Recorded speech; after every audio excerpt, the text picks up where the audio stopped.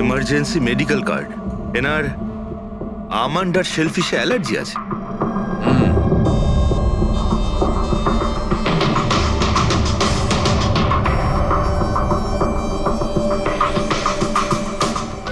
Sir, কেকটাও পুরো খাওয়া হয়নি। এই দেখুন, মনে হচ্ছে কেক কাটার কিছুক্ষণের মধ্যেই এরা সবাই মারা গিয়েছেন।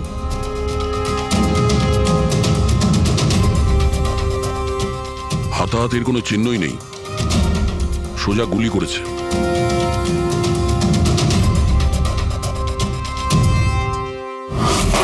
এইভাবেই গুলি চালিয়েছে।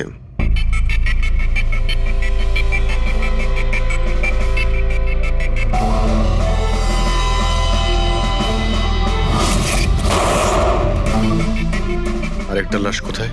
ভেতরে আছে স্যার।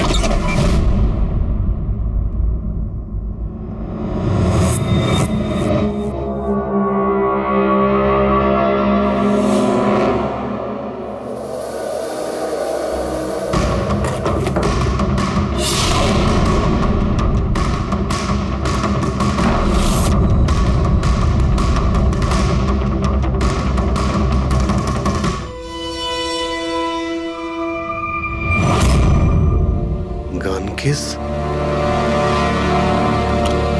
কিন্তু এ তো পুরো খালি।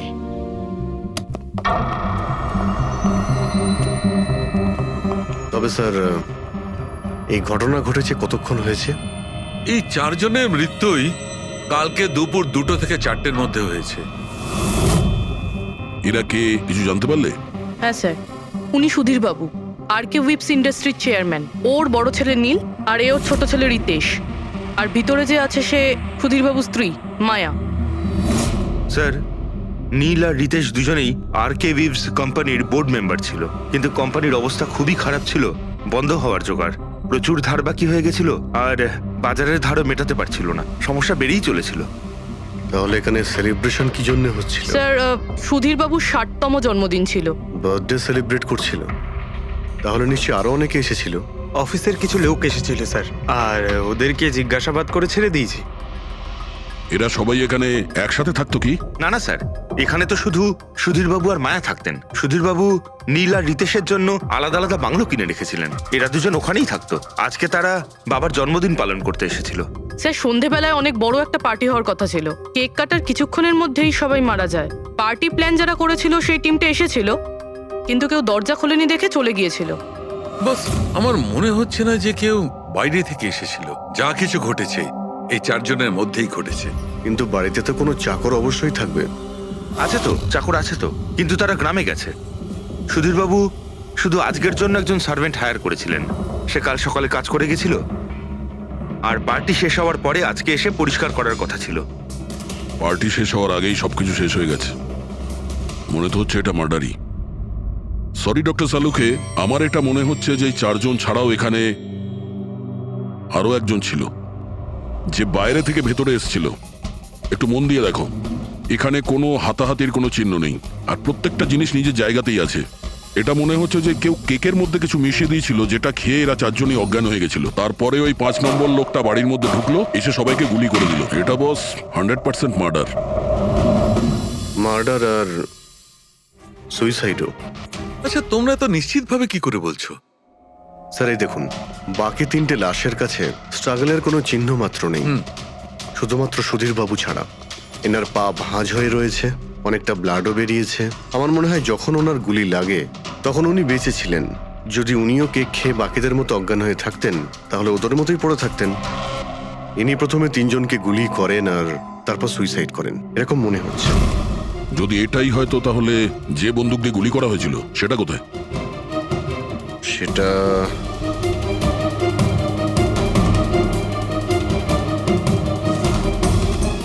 এখানে গুলি লেগেছিল, মানে মাথাতে। সুধীর বাবু যদি এইভাবে গুলি চালান তো এইভাবেই হয়তো পড়েছেন, আর তখনই হাত থেকে বন্দুকটা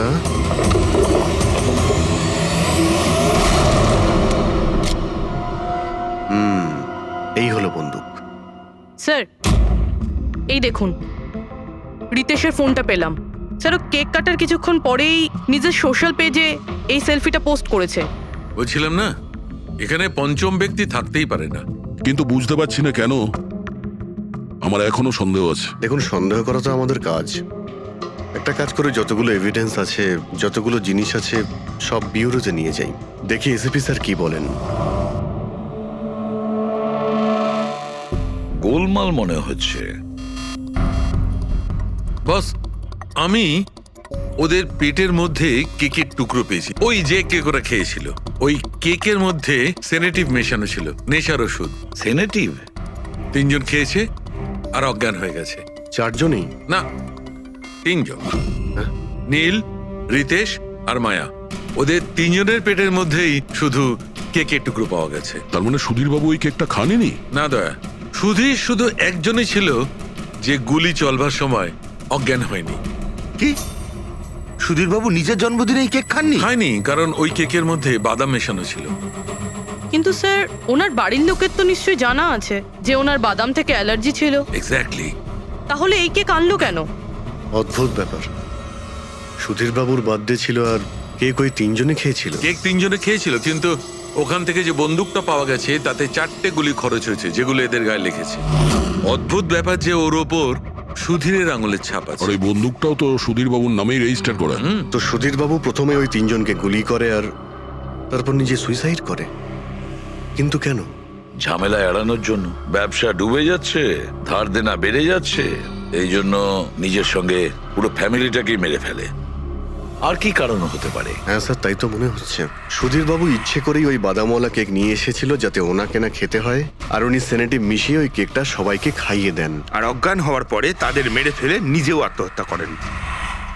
রবি, ওই রিতেশ যেটা ফটো আপলোড করেছিল না নেটে, সেটা একটু খোলো তো।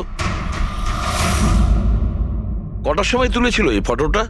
স্যার, 2:05 আর আপলোড করেছিল? স্যার, 2:07 সালুকে একটা কথা বলো, কেক খাওয়ার কতক্ষণ পরে ওরা অজ্ঞান হয়েছিল?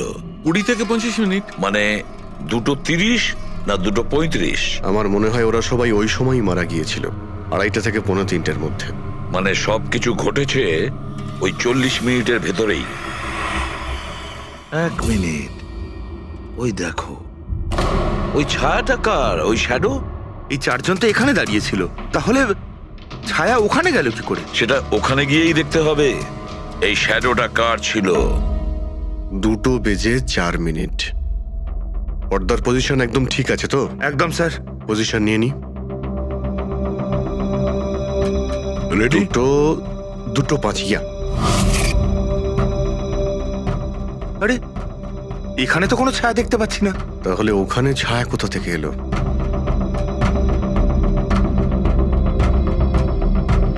রোদটা এই দিক থেকেই আসছে। পুরবি, তুমি ওইখানটা গিয়ে দাঁড়াও তো। ইয়া, ব্যাস।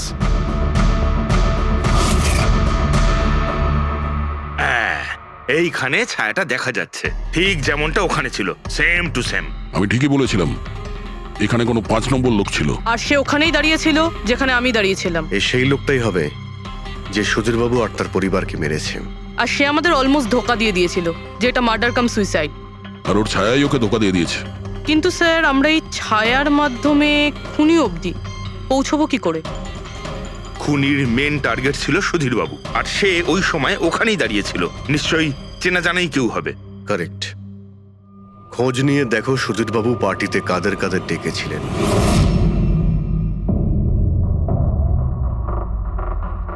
স্যার, আমি পড়ি।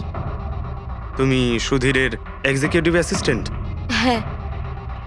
স্যার, আমি Jahnavi. Marketing head. Yes sir.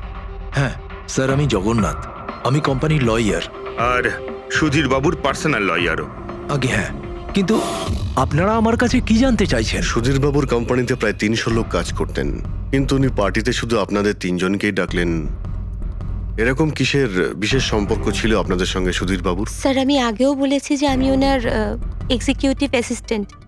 তো একজন এক্সিকিউটিভ অফিসারের সঙ্গে এতটা পার্সোনাল রিলেশনশিপ? স্যার, আমি ওনার শুধু কাজই না, বরং ওনার পার্সোনাল লাইফও ম্যানেজ করতাম। আই মিন পার্সোনাল আর প্রফেশনাল দুটোই। আর ওই দিনও আমি পার্টি ম্যানেজ করতে গেছিলাম, সেলিব্রেট করতে না। আর উকিলবাবু আপনি? স্যার, আমি আর সুধীর হলাম ছোটবেলাকার বন্ধু। ওর বার্থডে আর আমি যাব না, এটা কি করে হতে পারে? আর আপনি, আপনাকে কেন ইনভাইট করেছিল সুধীরবাবু পার্টিতে? স্যার আমাকে সুধীর স্যার না, নীল ইনভাইট করেছিল। আমি আর নীল খুব ভালো বন্ধু ছিলাম। I see. তো আপনি ওনার পুরো শিডিউল ম্যানেজ করতেন।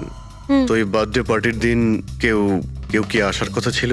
কোনো মিটিং রেখেছিলেন আপনারা? স্যার ওই দিন ব্যাংক হলিডে ছিল, তার জন্য কোনো মিটিং বা অ্যাপয়েন্টমেন্ট ছিল না। আর ওনার বার্থডে ছিল, তাই উনি পুরো দিন ওনার ফ্যামিলির সাথেই কাটাতে চাইতেন।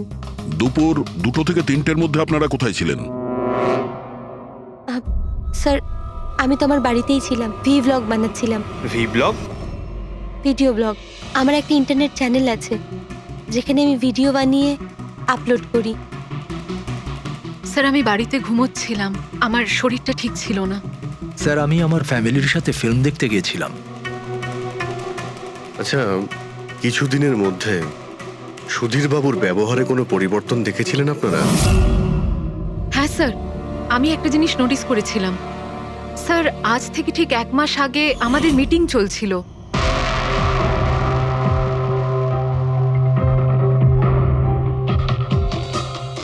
স্যার কি ব্যাপার, ভেতরে এসো। ঠিক আছে, তুমি যাও।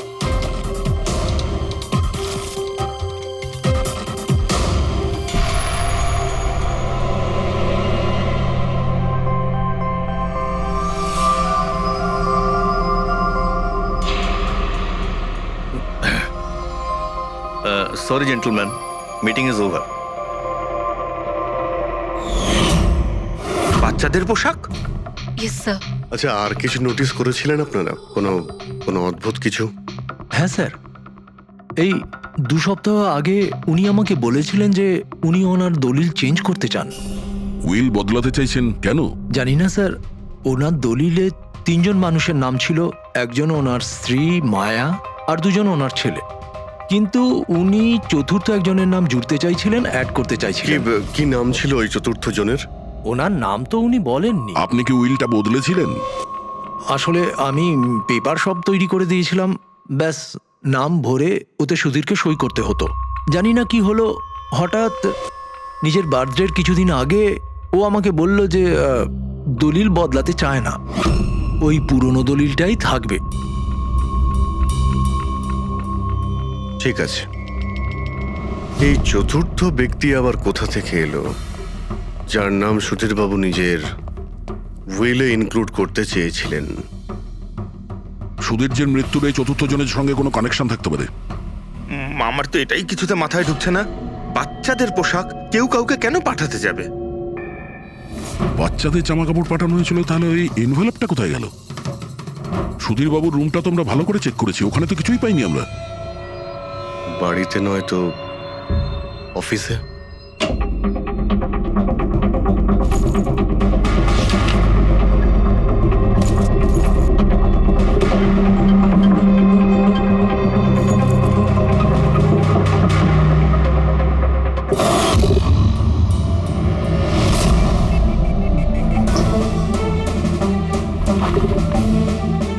পেয়ে গেছি।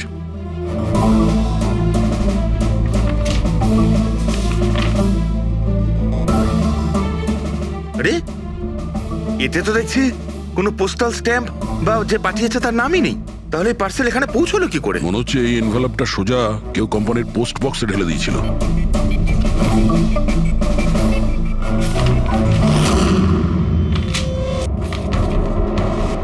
এই এনভেলপটা ডক্টর সালুকের কাছে পাঠিয়ে দিই, উনি হয়তো কিছু পেতে পারেন। ঠিক আছে। আচ্ছা, এই জাহ্নবী বলছিল যে এই পার্সেলটা দেখে মিস্টার সুধীর একদম চমকে গিয়েছিলেন। হতে পারে কোনো পুরনো স্মৃতি জেগে উঠেছিল। আর তারপর উনি কাউকে কলও করেছিলেন হয়তো। আগের মাসের কল ডিটেলস সুধীরবাবুরটা দেখি এই এনভেলপ পাওয়ার পরে সুধীরবাবু সবার আগে কাকে ফোন করেছিলেন? সুধীরের ফোন এসেছিল অনেক বছর বাদে। কি কথা হয়েছিল আপনাদের দুজনের? খুব রেগেছিল যে আমি ওকে কেন এনভেলপটা পাঠিয়েছিলাম, কিন্তু আমি তো ওকে এনভেলপ পাঠাইনি। কিন্তু কোনো কারণ তো ছিল যাতে সুধীর বাবু আপনাকে সন্দেহ করেন। হ্যাঁ নিশ্চয়ই, ওই এনভেলপে বাচ্চার জামা ছিল। ওর মনে হয়েছিল ওটা সেই জামাটাই যেটা আমি আর সুধীর আমাদের সন্তানের জন্য কিনেছিলাম। আমাদের বাচ্চার জন্য আমার আর সুধীরের সন্তান। 30 বছর আগে আমি আরকে ওয়েবস কোম্পানিতে অ্যাকাউন্ট ডিপার্টমেন্টে কাজ করতাম। সুধীরের বাবা সেটার মালিক ছিল। ওখানেই সুধীর আর আমার সম্পর্ক হয়েছিল। আর কিছু বোঝার আগেই আমি বুঝতে পারি যে আমি সুধীরের সন্তানের মা হতে চলেছি। তো আপনাদের দুজনের বিয়ে হয়নি? না, হয়নি। সুধীর তো কথা দিয়েছিল, কিন্তু ওর প্যারেন্টস রাজি হয়নি, কারণ আমি ওদের স্টেটাসে ছিলাম না। ওনারা তো সুধীরের বিয়ে অনেক বড়লোক বাড়িতে আর সেম স্টেটাসে করতে চেয়েছিলেন। তারপরে ওর প্যারেন্টস আর ফ্যামিলি খুব চেষ্টা করেছিল ওকে, আমাকে, এমনকি আমার ফ্যামিলিকেও বোঝানোর জন্য যে আমি বাচ্চাটাকে নষ্ট করে দিই। আমিও ঠিক করেছিলাম যে যাই হয়ে যাক আমি আমার সন্তানকে জন্ম দেবই। 15ই মার্চ 1990 সালে আমার সন্তান এই পৃথিবীতে এসেছিল, কিন্তু সেই রাতেই ও মারা গিয়েছিল। যে বাচ্চাটাকে কোলে নিয়ে আদর করছিলাম, ছোট ছোট জামা কাপড় পরাচ্ছিলাম, কিচ্ছু করতে পারিনি আমি। আমি ভেবেছিলাম যে এরকম সময় তো সুধীর আমার পাশে থাকবে, আমাকে সাপোর্ট করবে, কিন্তু ও তো এর আগেই আমার সাথে কথা বলাটাও বন্ধ করে দিয়েছিল। আর ওই মাসেই ও মায়াকে বিয়েও করেছিল। তো সেই জন্যই আপনি আজ অব্দি বিয়ে করেননি আর এখানে একাই থাকেন? হ্যাঁ, সুধীরবাবু আপনার সঙ্গে যা যা করেছেন তার জন্য খুব কষ্ট হয়েছে আপনার, হয়তো খুব ঘেন্না করতেন ওকে। আমার থেকে বেশি ঘেন্নাও কে আর কেই বা করতে পারে। উনি আপনাকে আপনার অধিকার দেয়নি, আপনি সম্পত্তিতে ভাগ চাইলেন, আর যখন সম্পত্তি উনি আপনাকে দিলেন না তখন আপনি রেগে গেলেন আর মেরে দিলেন ওকে। আমি ওকে মারিনি, আর আমি ওকে কেন মারবো? আমি তো চেয়েছিলাম যে ও বেঁচে থাকুক আর সারা জীবন কষ্ট পাক। যেদিন সুধীরবাবু মারা যান সেদিন দুপুরবেলা আপনি কোথায় ছিলেন? আমি বাড়িতেই ছিলাম। আপনার কাছে কোনো উইটনেস বা প্রমাণ আছে? কোনো প্রমাণ নেই। হ্যালো, হ্যাঁ স্যার। ওকে স্যার, হ্যাঁ এখানেই আছেন, আমি বলে দিচ্ছি। হ্যাঁ, ইয়েস স্যার। স্যার সালুঙ্কি স্যার ফরেন্সিকে ডাকছেন তাড়াতাড়ি, বলছিলেন যে কিছু দেখাতে চান। ওকে। শুনলে তো বিশ্বাসই করতে পারবে না বস। ওই এনভেলপটাকে যখন আমি ভালো করে পরীক্ষা করলাম তাতে কোনো ফিঙ্গারপ্রিন্ট তো পাইনি, কিন্তু ওই এনভেলপ থেকে আমি ডিএনএ এর জন্য স্যাম্পল পেয়ে গেছি। যে ওই চিঠিটা পাঠিয়েছে সে মনে হয় মুখ দিয়ে থুতুর সাহায্যে ওটাকে সেঁটে দিয়েছে। আর এইভাবে ওই এনভেলপ থেকে আমি স্যালাইভা স্যাম্পল পেয়ে গেছি, যার থেকে ডিএনএ টেস্ট করতে পারবো। কিন্তু ডক্টর, ডিএনএ টেস্টিং এতে তো 4 থেকে 6 সপ্তাহ লাগবে। হ্যাঁ, আর আমি 5 দিনের জন্য যাচ্ছি দিল্লি এক কনফারেন্সে, কিন্তু তার আগে আমি কিছু প্রাইমারি টেস্ট করিয়ে নিয়েছি। তো স্যার আপনি এই টেস্ট থেকে কি পেলেন? এই টেস্ট থেকে আমি জানতে পেরেছি যে এটা যার ডিএনএ হোক না কেন তার ডিএনএ সুধীরবাবুর ডিএনএ এর সঙ্গে ম্যাচ করছে। কি? তার মানে এই যে, তার মানে হচ্ছে এইটা যে এই চিঠিটা পাঠিয়েছে সেটা সুধীরবাবুর কোনো রক্তের সম্পর্কের লোক। তার মানে সুধীরেরই নিজের কেউ সুধীরকে ব্ল্যাকমেল করছে, কিন্তু কে কে হতে পারে? স্যার, অদিতির পেটে যে বাচ্চাটা ছিল সেটা তো মরা অবস্থায় জন্মেছিল। হ্যাঁ, আর রইল বাকি সুধীরবাবুর 2 ছেলে নীল আর রিতেশ। ওরা দুজন আবার সুধীরবাবু আর অদিতির গোপন রহস্যটা জেনে ফেলেনি তো?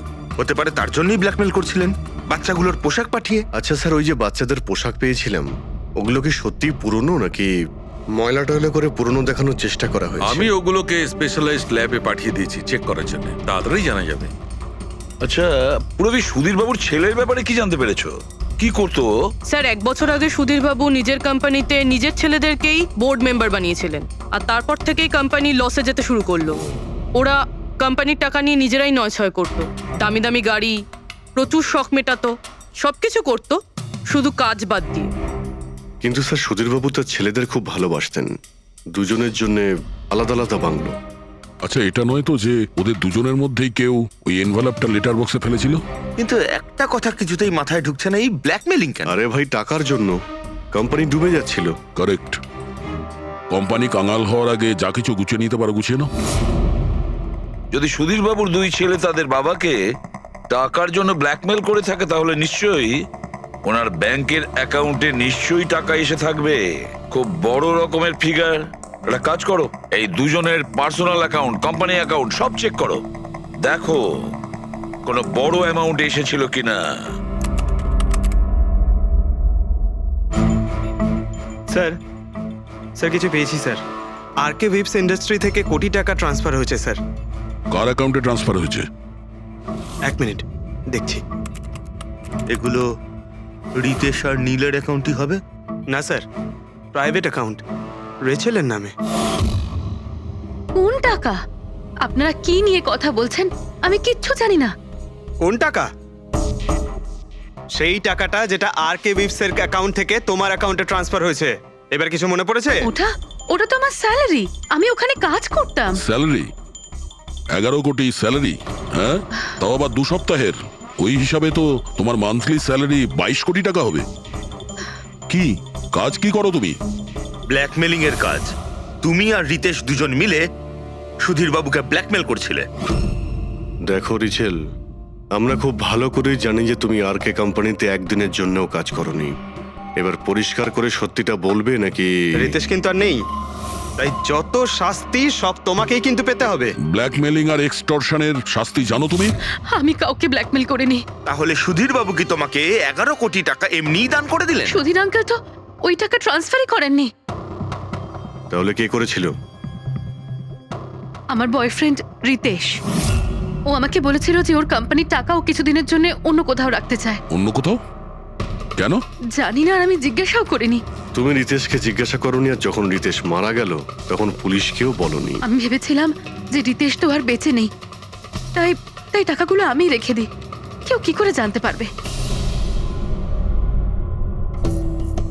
কিন্তু সুধীর বাবুর ফ্যামিলিকে মারতে পারে কারা? পরি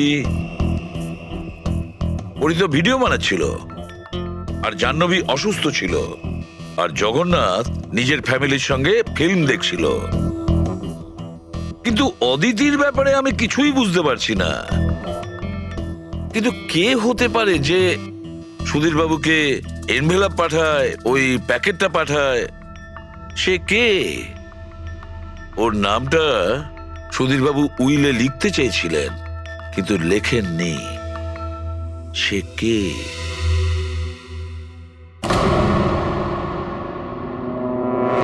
প্রেমের দ্বিতীয় কেকটা কোথা থেকে আসলো?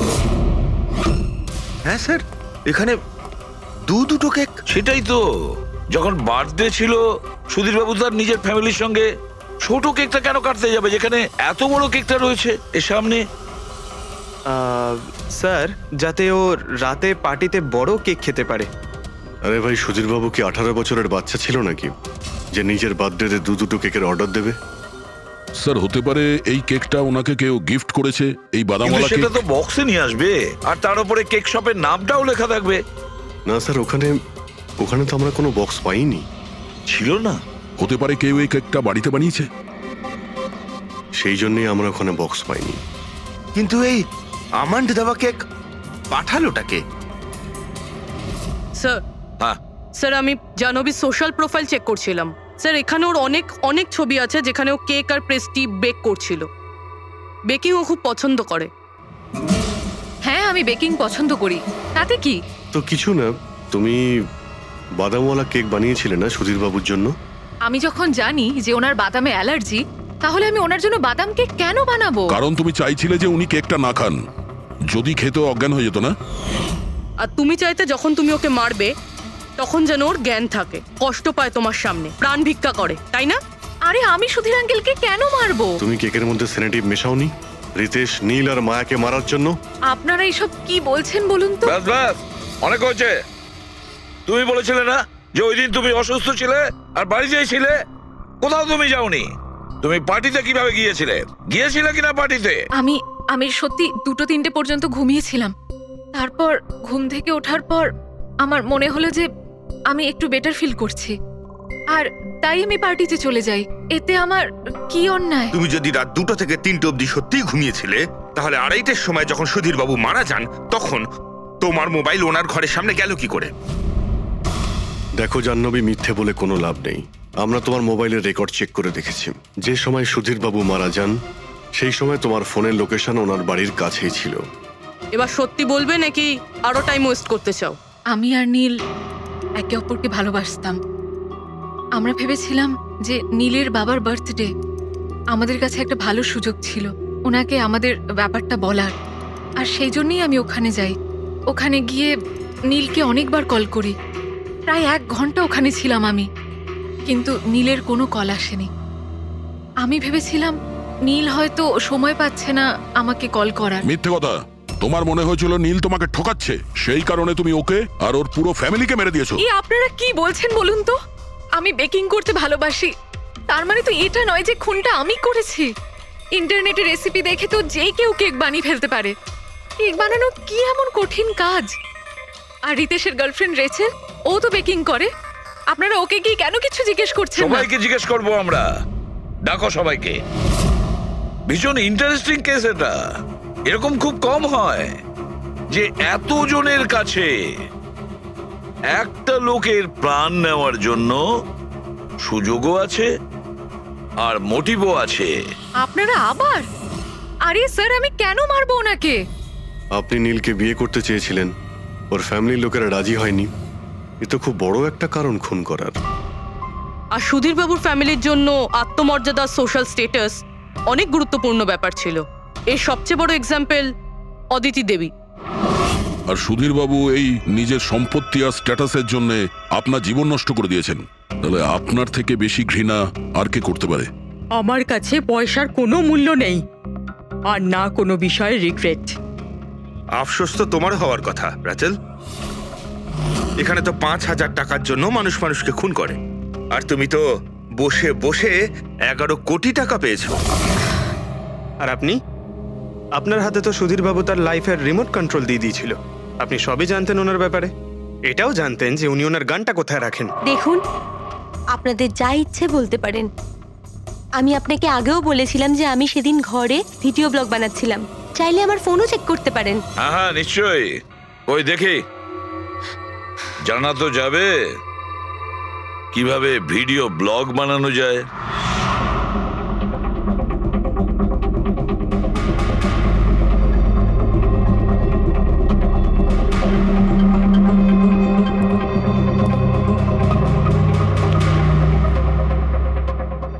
স্যার, এখন আপনি বিশ্বাস করেছেন তো যে সেদিন আমি নিজের ঘরে DIY ভিডিও বানাচ্ছিলাম? DIY তার মানে? Do it yourself. স্যার, আমি প্রত্যেকদিন নিজের ইন্টারনেট চ্যানেলে মানুষদের দৈনন্দিন কাজের ইজি পদ্ধতি দেখাই। Do it yourself. স্যার, হ্যাঁ, নিউজ পেপারটা দেখুন, ডেটটা ওই একই। হ্যাঁ, সেটাই তো আছে। মানে ভিডিও ওই দিনই শুট করা হয়েছিল? স্যার, হ্যাঁ পুরবি। স্যার আমি মেমোরি কার্ডের ডেট আর টাইম চেক করেছি। এই ভিডিওটা ওই দিনই তৈরি করেছিল, 2টো থেকে 4টের মধ্যে। আচ্ছা, আর স্যার, ওরির মোবাইল লোকেশন ক্রস চেক করেছিলাম আমরা, তাতে দেখলাম ও সেদিন বাড়িতেই ছিল। পুরবি একটা কাজ করো, এই 4 জন লেডিসকে আলাদা ঘরে বসাও। স্যার হুম, চলো।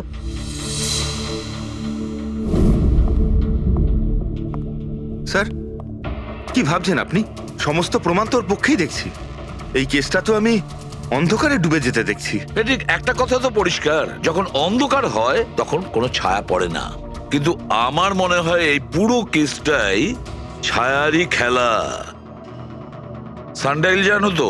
সানডাইল এই জিনিসটা আসলে সূর্যের আলো কোন দিকে যায় সেই অনুযায়ী টাইমটা দেখায়। হ্যাঁ, সানডাইল এমন একটা জিনিস যেটা থেকে আমরা আকাশের সূর্যের পজিশনটা বুঝতে পারি, যেটা থেকে আমরা সময়টা আন্দাজ করতে পারি। এবার দেখো, আমাদের পৃথিবী ঘুরতে থাকে আর সেই জন্য সূর্যের অ্যাঙ্গেলটাও বদলে যায়, যেটার কারণে সানডাইলে ছায়ার পজিশনটা বদলাতে থাকে। এটা তো মাথায় ঢুকে গেছে স্যার, কিন্তু এটার এই কেসটার সাথে কি সম্পর্ক বলুন এর তো? সঙ্গে সম্পর্ক আছে ফেডরিক। পরি, এই পুরো প্রমাণগুলোই আমরা পরির কাছ থেকে কালেক্ট করেছি। পরি সে এমন একজন কেউ পুরো এভিডেন্স গুলো ম্যানিপুলেট করতে পারে, মেমোরি কার্ডের ডেটটাও চেঞ্জ করতে পারে, পুরো এভিডেন্সেস কন্ট্রোল করতে পারে। কিন্তু সূর্যকে কন্ট্রোল পরি করতে পারে না। ভুলে যেও না যে সূর্য কোনো সময়ে ভুল সময় সে দেয় না।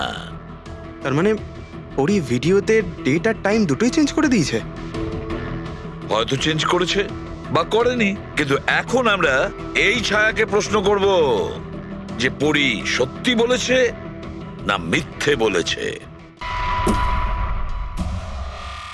কারেক্ট, এই সেটিংটা একদম সেরকমই হয়েছে যেমন পরীর ভিডিওতে ছিল। আর রোদও সেই রকম আছে সেদিন যেরকম ছিল। শুধু পরীর জায়গায় পুরবি দাঁড়িয়ে আছে। স্যার, আমরা এখানে কি করব? আগামী 6 ঘন্টা পর্যন্ত পুরবীকে এইভাবেই দাঁড়িয়ে থাকতে হবে যেভাবে ভিডিওতে পরী দাঁড়িয়েছিল। আমরা এটাই দেখতে চাই যে যদি পরী সত্যি কথা বলে তাহলে 2 থেকে 4টের মধ্যে পুরবীর মুখে ঠিক সেই জায়গা থেকে রোদ্দুর পড়বে যেমন পরীর মুখে ছিল। আর স্যার, যদি আমার ছায়া পরীর ছায়ার সাথে ম্যাচ না করে তো? তো দেখতে হবে। ক্যামেরা অন করো।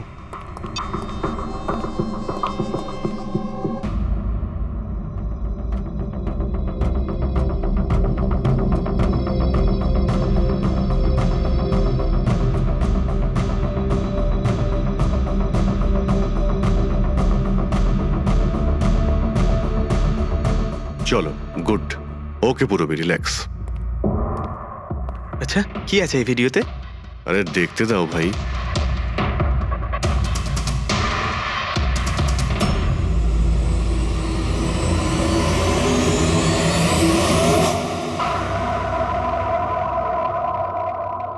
তো সকাল 11টা থেকে 1টার মধ্যে তুমি ওই ভিডিওটা রেকর্ড করেছিলে। আর তুমি খুব চালাকির সাথে ভিডিও ডেট আর টাইম চেঞ্জ করে দিয়েছো। মেমোরি কার্ডের ডেট আর টাইম বদলে দিয়েছিলে, নিজের মোবাইল ফোনটা বাড়িতে রেখে দিয়েছিলে যাতে আমরা ওখানকার লোকেশন পাই। তুমি কি মনে করেছিলে এসব করার ফলে আমরা বোকা হয়ে যাব? হ্যাঁ, না তুমি আমাদেরকে বোকা বানাতে পারলে, না আকাশে ওঠা সূর্যকে। তোমার ভিডিওতে রোডের ডিরেকশন দেখে স্পষ্টই বোঝা যাচ্ছে ওই ভিডিওটা 11টা থেকে 1টার মধ্যে শুট করা হয়েছে। চেষ্টাটা ভালোই করেছিলেন, কিন্তু রিসার্চ ওয়ার্কটা একটু দরকার ছিল। পরি, তোমার ব্যাপারে আমরা সবকিছু জেনে গেছি। পড়ি, আমাদের হয়তো ম্যাক্সিমাম 4 সপ্তাহ সময় লাগবে তোমার ডিএনএ টেস্ট করে এটা প্রমাণ করতে যে তুমি সুধীর বাবুর মেয়ে, কিন্তু তাতে সত্যিটা বদলে যাবে না।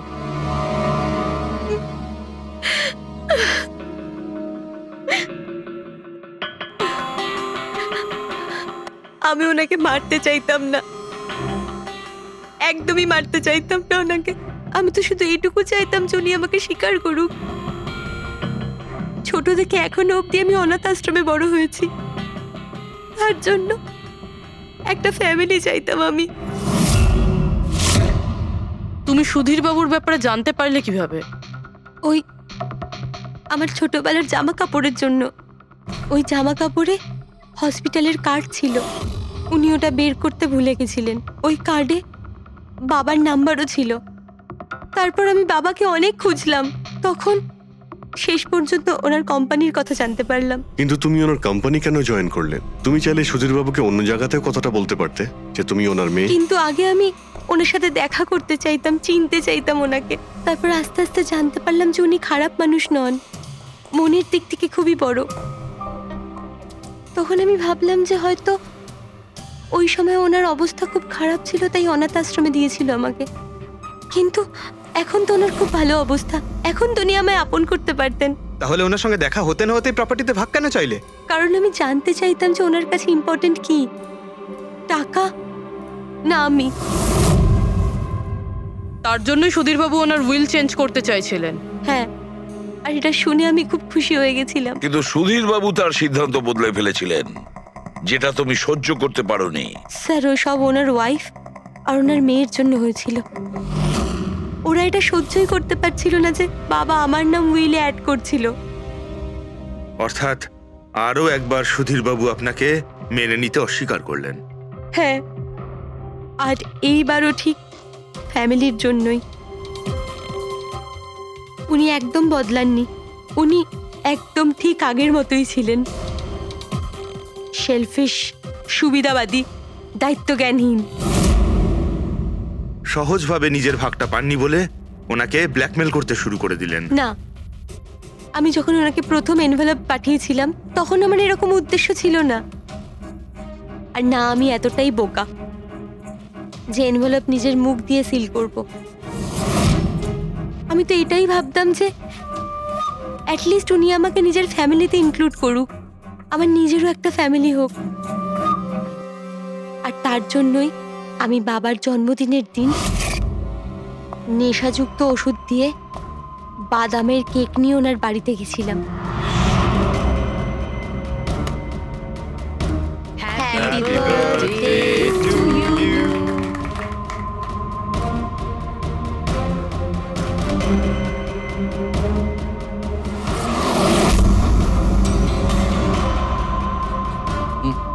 আমার অ্যালার্জি আছে।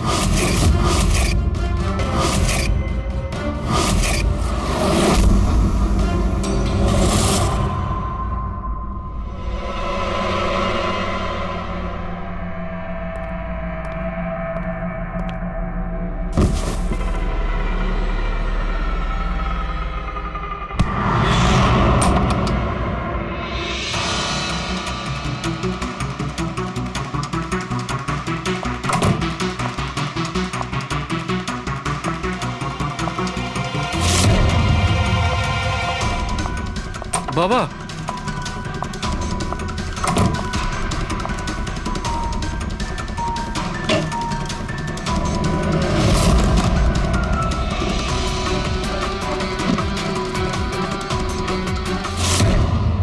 তুমি সুধীরবাবুর পুরো ফ্যামিলিকে মারতে চেয়েছিলে না? তোমার লক্ষ্য পূরণ হয়েছে। এবার তোমার সঙ্গে ওনার ফ্যামিলির লাস্ট মেম্বারও শেষ হয়ে যাবে। জেল যাওয়ার আগে আমরা তোমার সঙ্গে কারোর সঙ্গে দেখা করিয়ে দিতে চাই।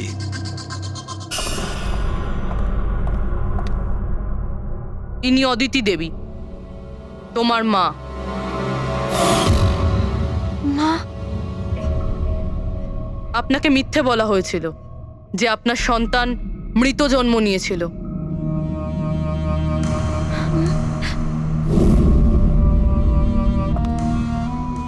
মা,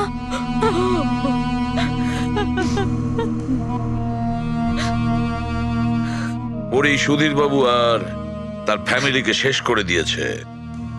আমরা দুঃখিত, আপনারা দুজন আবার বিচ্ছিন্ন হয়ে যাচ্ছেন।